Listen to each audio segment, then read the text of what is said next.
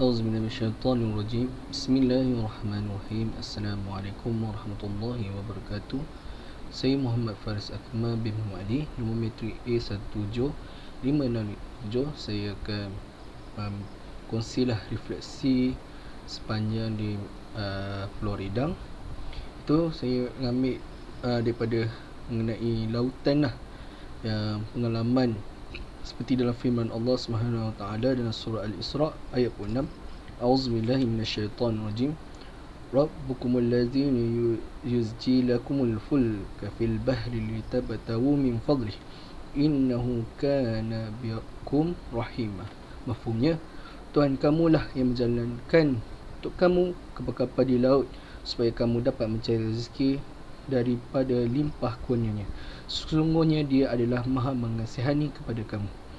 Baiklah, mengenai lautan lah, pengalaman yang ada di lautan, terutamanya semasa mengadakan rihlah mufassirin di Pulau Redang.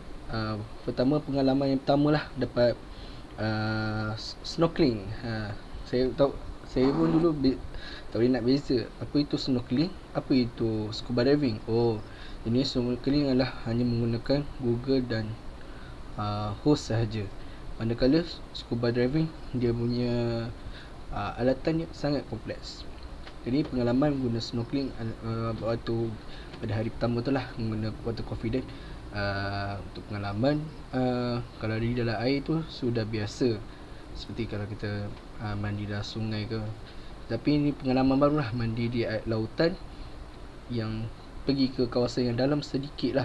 Kita pakai jaket, kita bukan snorkeling sekali dengan water confident. Alhamdulillah lah, itu lepas. Yang kedua, tiba-tiba dapat rezeki, kita dapat guna scuba diving. Tapi waktu scuba diving tu tidak boleh guna lama lah, bernafas. Bukan saya ada asma dan sebagainya, tapi mungkin tidak boleh nak adapt lah dengan gas dia. Sebab dia berkatakan dalam scuba diving tu ada berapa persen oksigen, ada nitrogen dengan gas nadi. Mungkin gas tu dia tak boleh nak adapt untuk saya lah, pernafasan. Sebab dia bukan gas pernafasan seperti kita oksigen yang original lah. Dia macam ada rasa lain, jadi tak selesa untuk nak menggunakan alatan scuba diving tu. Tapi lepas tu di lautan kita dapatlah pergi pada hari yang pertama juga, dan hari yang kedua dapatlah pergi jalan-jalan, tengok keindahan Allah Subhanahu Wa Taala lautan lah. Kita dapat tahu lah dalam lautan ni banyak rezeki. Kita tengok ada ikan, terumbu karang dan sebagainya kan.